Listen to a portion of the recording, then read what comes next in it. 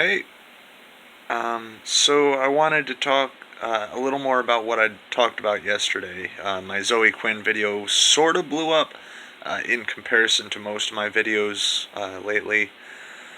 Um, so I did want to talk about that. But if I seem a little tired or a little out of it, that's because I kind of accidentally partied a little too hard last night. I was really not trying to party like that, and I ended up having like a near-death experience from it. Some thoughts that I had, because I was thinking about things. I don't script, and I'm not the best speaker. I don't know if you guys could tell that, but I'm really not the best speaker. um, I don't script either. So I do sometimes forget things, or I'll like ramble on about shit just because I don't script. So what I was thinking about after I made that video was better ways of wording what I meant, uh, and also another point that I completely left out entirely, but I thought about it and I actually commented it to someone in the comments section after I made the video. And what that was, that point is the one that I'm actually going to focus on right now. Uh, I think that the bigger issue than just a claim made on Twitter that ended up getting a dude fired, or convinced people to fire that dude and basically ruin his life, uh, is mental illness itself. Because I don't think that guy's life would have been like permanently ruined. Uh, he could have moved and could have changed his name. He could have done all sorts of things. A lot of people in the modern era actually support guys who are victims of things like this, false accusations and whatnot. So he could have had support, but he either didn't think he was going to have that kind of support, or he didn't realize that was a thing. I don't know who the guy is. I don't remember his name. I don't know how far left he was. I don't know much about him. If he was very far left, that would sort of explain why he just assumed he wouldn't have any support, because the left hates men. The left completely hates men. Um, and if you're surrounded by people that hate you, you're probably not going to get that much help out of them. And everyone on the left knows that. Which is why when men fuck up on the left, they usually end up going to the right, because they know they're going to get support there. Um, and so the bigger issue is mental health. The biggest issue is mental health. That guy, he might have had a mental illness that just when all this shit started going off, it acted up, and he was like, okay, fuck it, or whatever, you know. Um, and Zoe Quinn's mental illness. If more people were aware of borderline personality disorder, and people knew that Zoe Quinn had it, they probably wouldn't take her claims quite so seriously.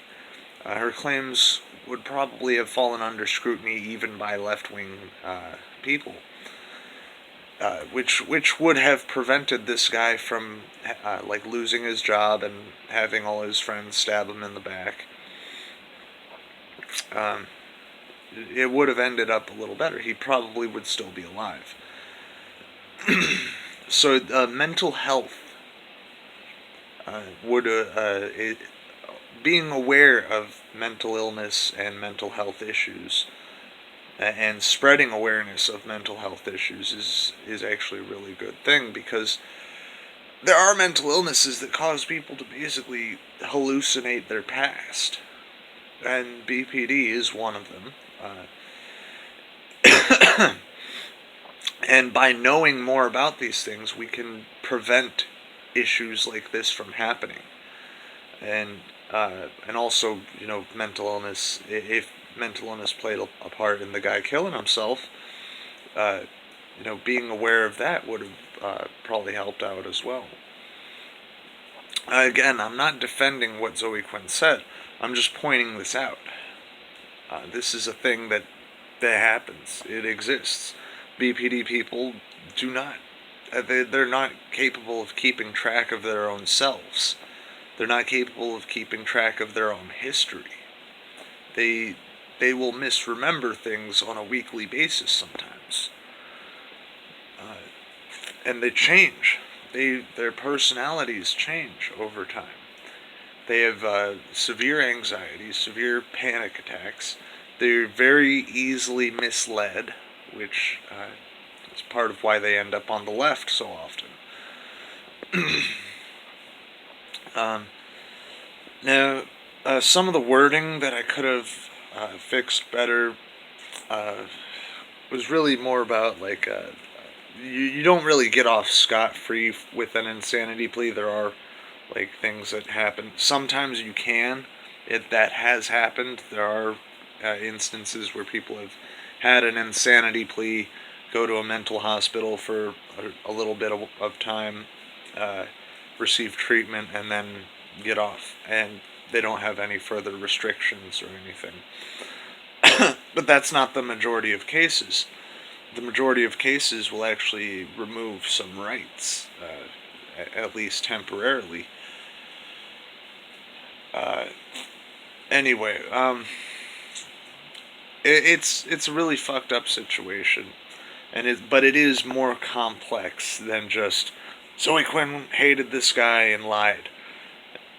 That's one of my other points, my bigger points. I don't believe that Zoe Quinn actually intended to cause harm to this guy. I think she may have actually believed that he raped her or sexually assaulted her or whatever, and she just wanted to bring that to the forefront. Now, the problem is that the left, the way the left has been doing things with social media is, it's not okay. It's mob rule. It's